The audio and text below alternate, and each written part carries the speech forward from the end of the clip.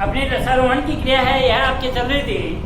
रसारोहण की क्रिया के अंदर जे बल सिद्धांत चल रहे थे। जे बल सिद्धांत थे, विभिन्न वैज्ञानिक थे, उन विभिन्न वैज्ञानिकों ने अपना सिद्धांत अलग अलग तरह से प्रतिपादित किए थे। पहला वैज्ञानिक था जिसको अपन गोडलेवस्की के अनुसार, दूसरा था सर जेसी बोस के अनुसार, ये दोनों अपने पूरे हो गए थे। तीसरा था स्टार्सबर्गर, थर्ड है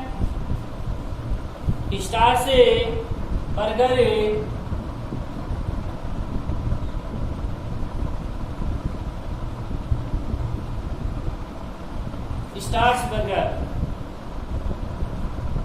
स्टार्सबर्गर ने जे बात का खंडन किया। स्टार्सबर्गर ने जे बात का खंडन किया।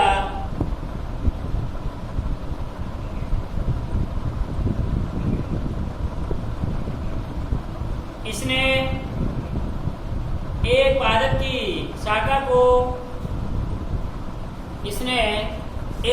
की शाखा को पिक्रिक अम्ल,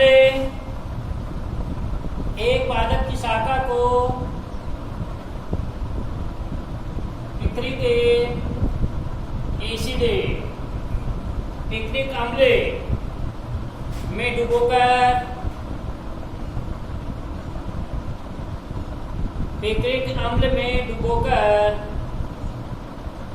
उनकी समस्त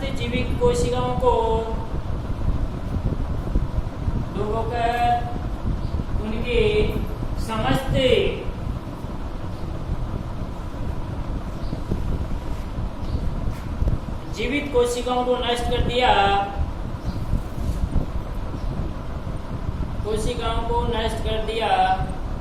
इसके बाद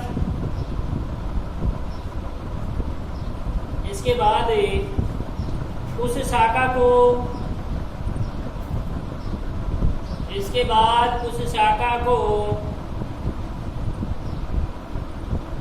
एक जलीय विलयन में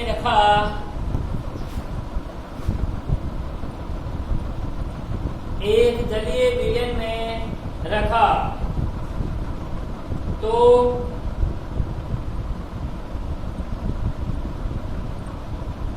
यह शाखा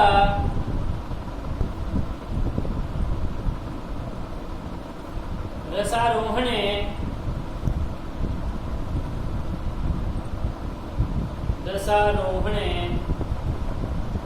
प्रदर्शित करती है।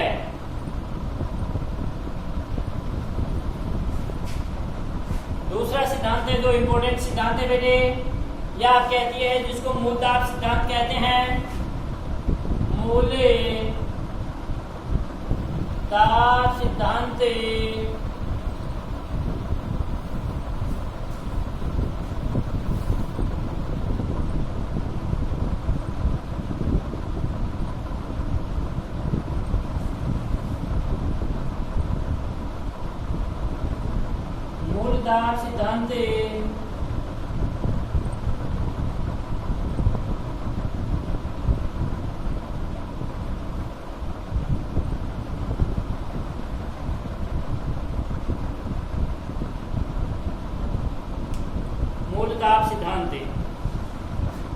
यह सिद्धांत प्रिस्टले नामक वैज्ञानिक ने प्रिस्टले नामक वैज्ञानिक द्वारा प्रस्तुत किया गया।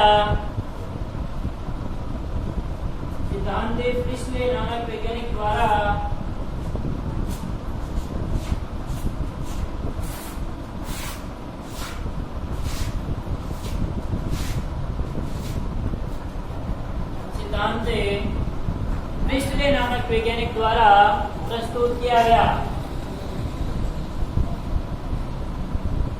मेरा चेंज करके लिखना है। स्टीफन हेल्स नामक वैज्ञानिक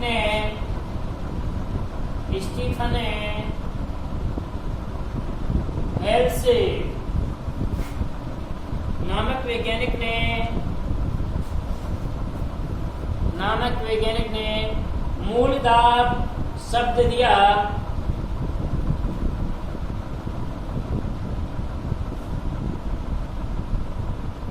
दाब शब्द दिया।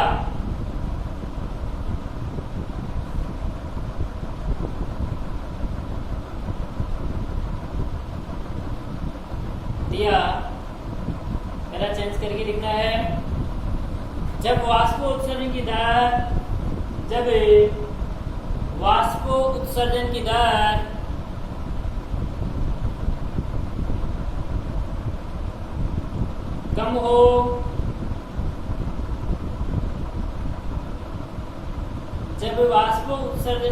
कम हो तथा सक्रिय जल अवशोषण अधिक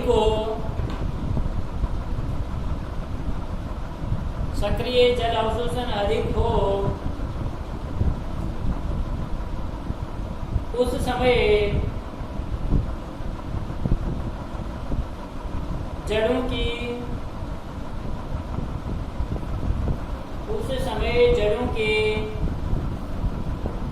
वलकुट की कोशिकाएं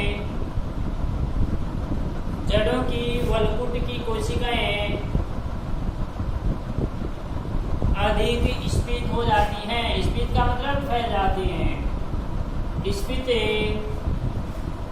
अधिक स्फीत हो जाती हैं।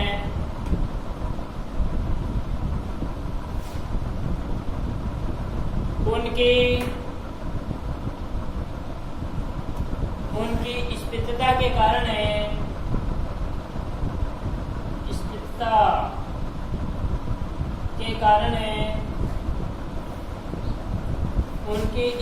के कारण जड़ों की जाइलम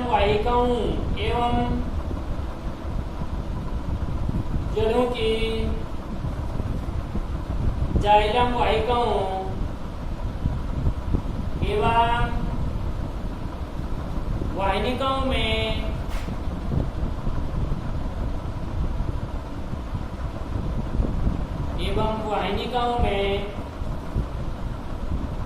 एक धनात्मक दाब उत्पन्न होता है।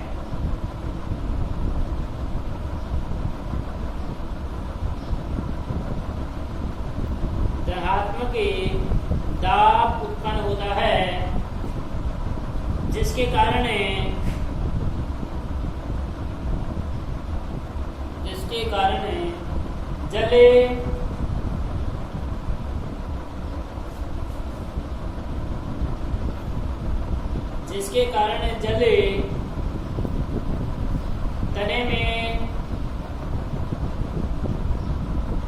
जल तने में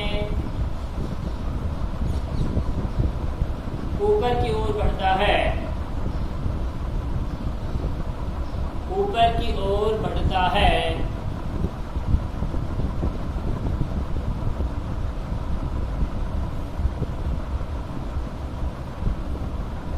इसी धनात्मक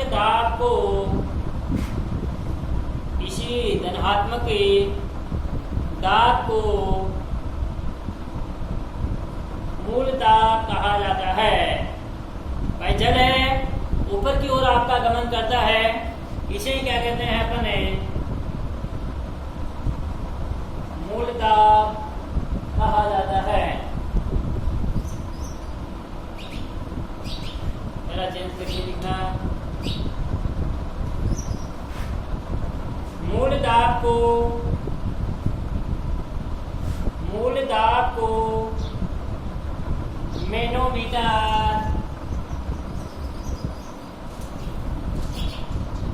दाब को मैनोमीटर से मापा जाता है।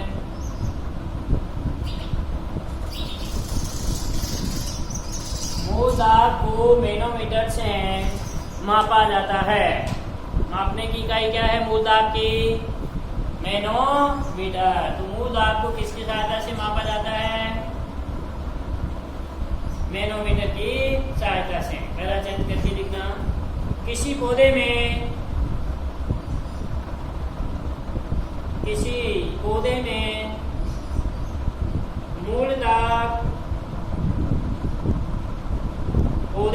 मूल दाब 2 atm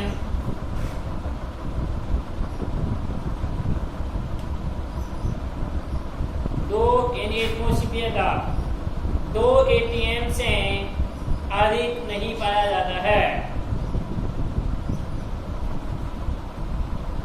2 ATM से अधिक नहीं पाया जाता है। मेरा चेंज करके लिखना 2 ATM एटमॉस्फेयर दाब की कही है 2 ATM दाब 2 ATM दाब पादपों में 2 ATM दाब पादपों में जल को लगभग पादपों में जल को लगभग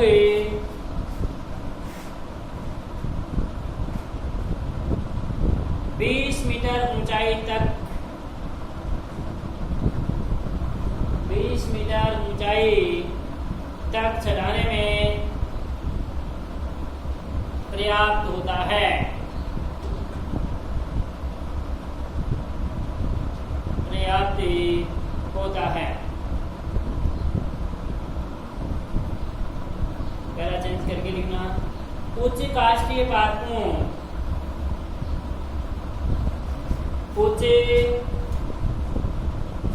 उच्च काष्ठीय पादपों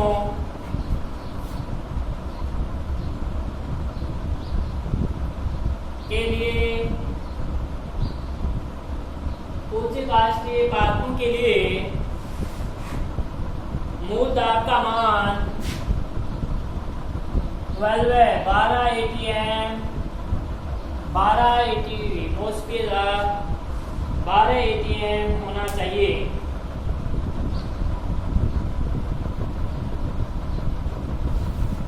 मूलदाब को प्रदर्शित करने वाला एक नामांकित चित्र है। यह आपका पूछा जाता है ये मूलदाब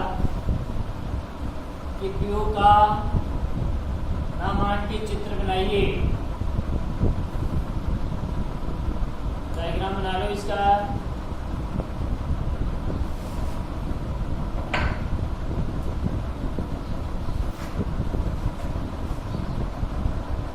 ये अपना एक गमला है।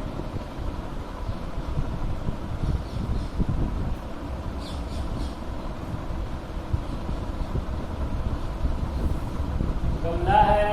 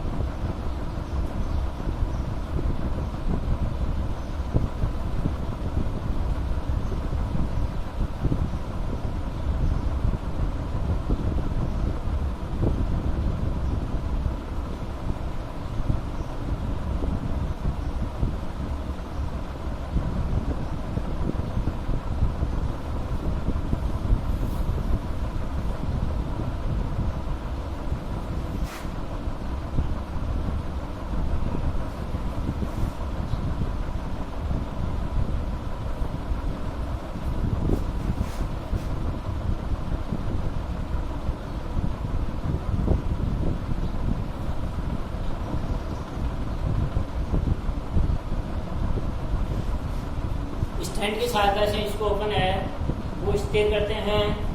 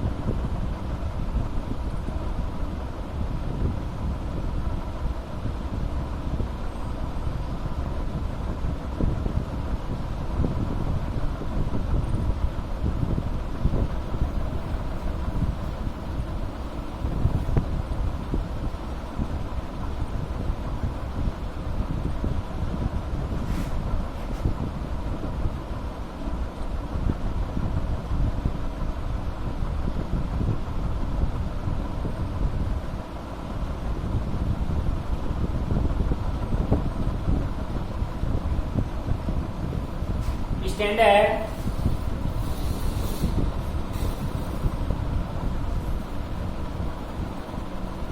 स्टैंड की सहायता से अपन इसको स्थिर करते हैं। स्टैंड ये इसके मापन है क्योंकि ये मैनोमीटर है।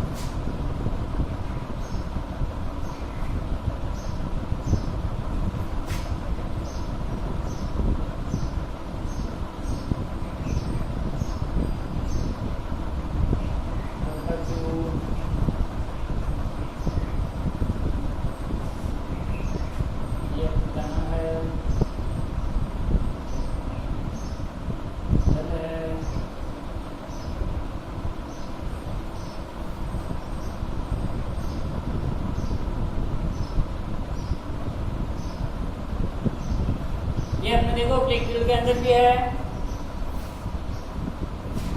पादप में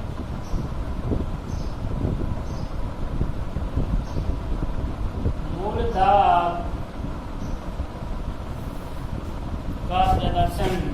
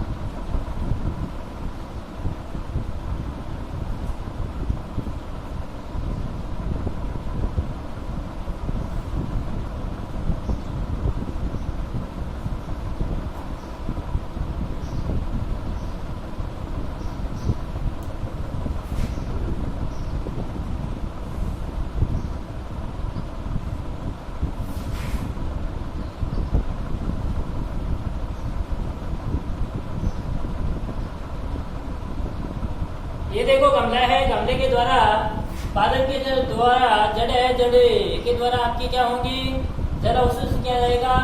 अब ये रसायन की क्रिया के द्वारा जल गुरुत्वाकर्षण के ठीक विपरीत दिशा में आपका गति करता है और पौधे के प्रवाह तक पहुंचने का कार्य करता है। तो यह आपका मूलदाब सिद्धांत है। इसके बाद में तीसरा आता है आपका भौतिक बल सिद्धांत। लास्ट का सिद्धांत है रसायन की क्रिया विधि का। तीसरा दूसरा सिद्धांत क्या था? भौतिक बल सिद्धांत। भौतिक बल सिद्धांत।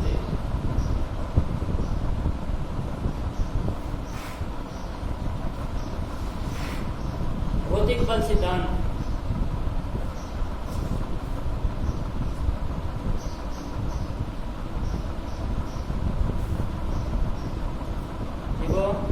इसी सिद्धांत के अनुसार रसारोहण केवल, इसी सिद्धांत के अनुसार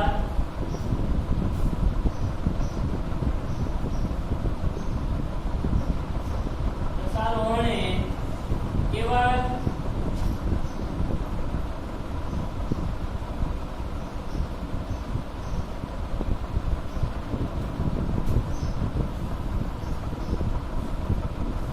रसारोहण केवल भौतिक बलों के कारण होता है, केवल भौतिक बलों के कारण होता है। जीवित कोशिकाएं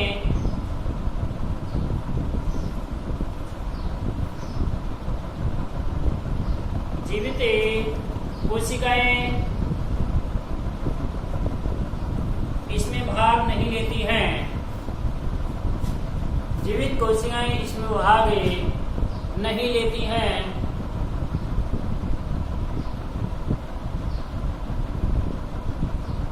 पहला चेंज करिए, लिखना है रसारोहण के लिए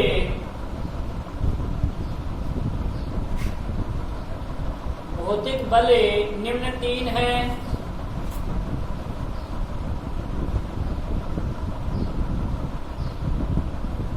निम्न 3 है। पहला है वायुमंडलीय दाब। फर्स्ट है वायुमंडलीय दाब। सेकंड है अंतःशोषण।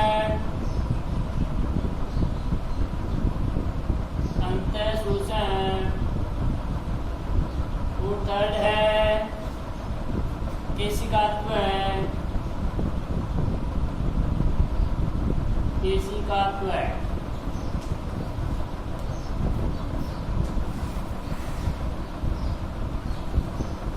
वायुमंडलीय दाब, अंतःशोषण और तीसरा है केशिकात्व।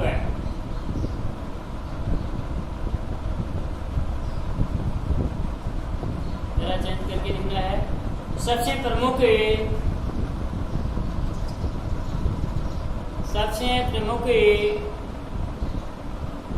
डिक्सन तथा जोली ने, वैज्ञानिक का नाम है डिक्सन तथा जोली ने वाष्प उत्सर्जन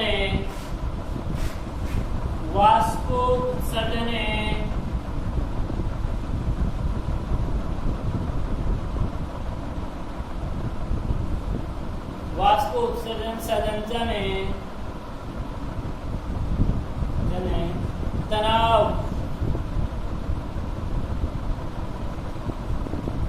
तनाववादी का सिद्धांत प्रस्तुत किया। डिक्सन व जोली ने, ये देखो बेटे एक प्रश्न पूछा भी जाता है कि वाष्प उत्सर्जन संरचना तनाववाद का सिद्धांत किसने प्रस्तुत किया था? डिक्सन व जोली नामक वैज्ञानिकों ने यह सिद्धांत प्रस्तुत किया था, जो सबसे प्रमुख तथा सर्वमान्य सिद्धांत है। प्रमुख और सर्वमान्य सिद्धांत है। इस सिद्धांत के अनुसार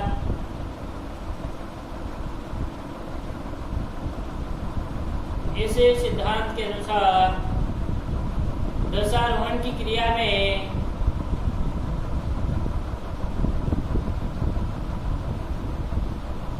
रोहण की क्रिया में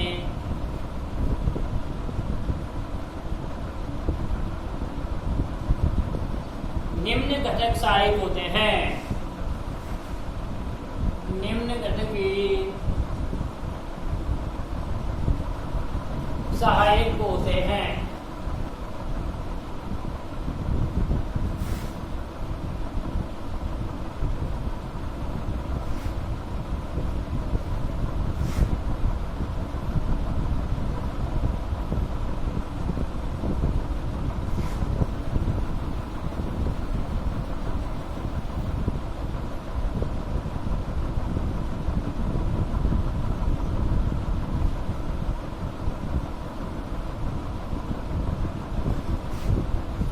घटक सहायक होते हैं। पहला है वाष्पो उत्सर्जन तनाव। वाष्पो उत्सर्जन तनाव। दूसरा है आसंजन बल। आसंजन बल। और तीसरा है पृष्ठ तनाव। पृष्ठ तनाव।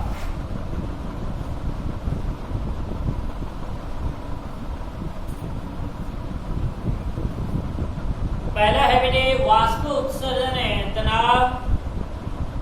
वाष्प उत्सर्जन पादप की पत्तियों के द्वारा जल का जब वाष्प उत्सर्जन होगा तभी क्या है ये सृजन तनाव उत्पन्न होगा। और जड़ के द्वारा अवशोषित मूल रोमों के द्वारा जो अवशोषित जल है वो जल आपका किसी कहाँ तक जाएगा, प्रवाह तंत्र तक जाएगा। वरना यदि वाष्प उत्सर्जन की क्रिया नहीं होगी तो जल का अवशोषण कैसे होगा। आपने देखा होगा जो गर्मियां होती है, गर्मियों के अंदर पौधे को जल की अधिक आवश्यकता होती है। क्यों होती है कि गर्मियों के समय के अंदर क्या होता है, वाष्प उत्सर्जन की दरें अधिक होती है। अधिक होने के कारण से जल है वाष्प के रूप में आपका, जिसके कारण से पौधे को तनाव अधिक लगेगा और जल की है वो अधिक आवश्यकता पड़ती है। तो पहला है वाष्प उत्सर्जन तनाव। पादप के वायवीय भागों से, पादप के वायवीय भागों से जल के वाष्प पादप के वायवीय भागों से जल के वाष्प के रूप में, जल के वाष्प के रूप में उत्सर्जन होने से, वाष्प के रूप में उत्सर्जन होने से एक ऋणात्मक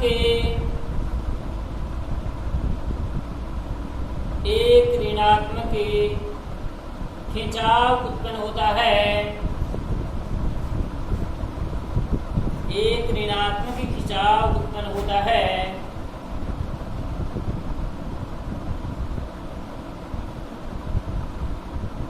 यह खिंचाव पहले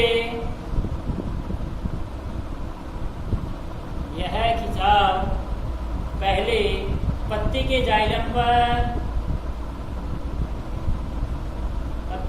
जाइलम पर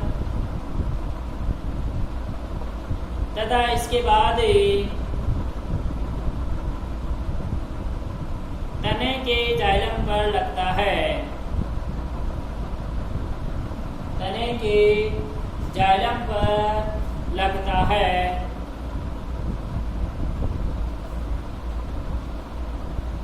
इसके फलस्वरूप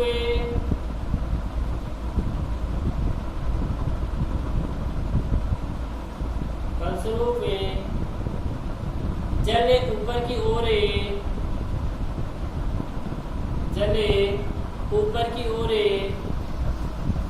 रसारोहित होता है।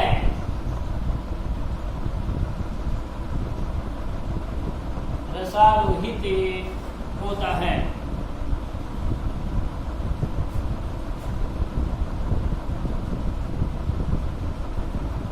सेकंड है संजन बल।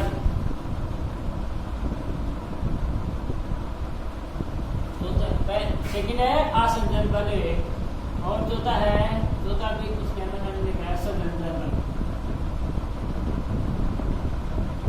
आसंजन बल। जल के अणु का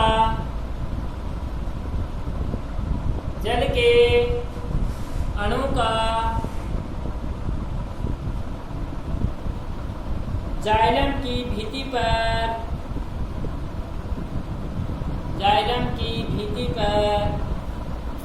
आकर्षण ही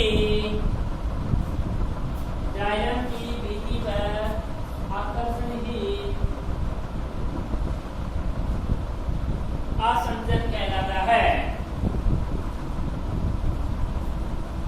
आसंजन कहलाता है। चेंज करके लिखना। यह भी जल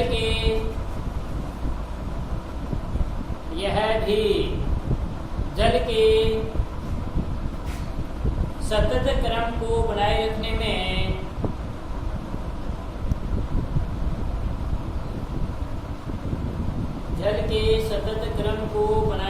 में सहायक होता है।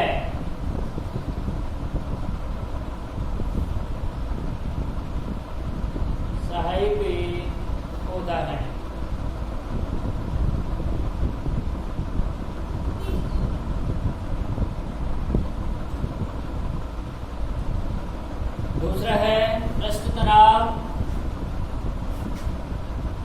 तीसरा पृष्ठ तनाव।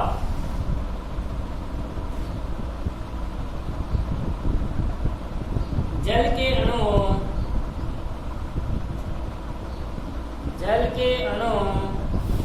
गैसीय अवस्था की तुलना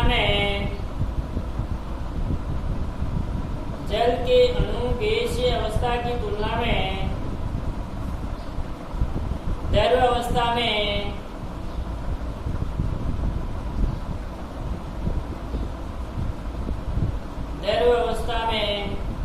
एक दूसरे से अधिक आकर्षित होते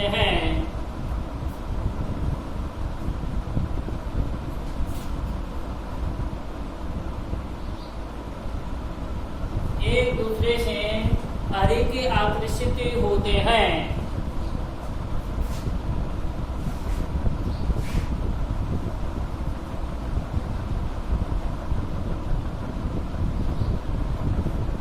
चौथा है संयोजन बल। यह जल के अणु के बीच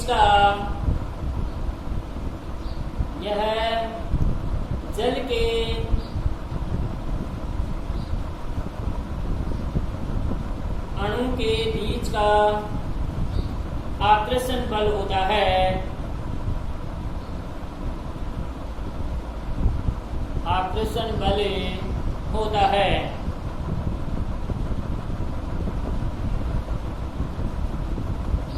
इस संयोजन के कारण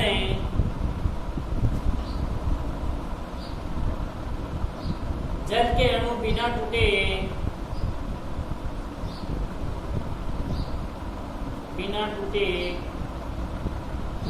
ऊपर की ओर रसारोहित होते हैं।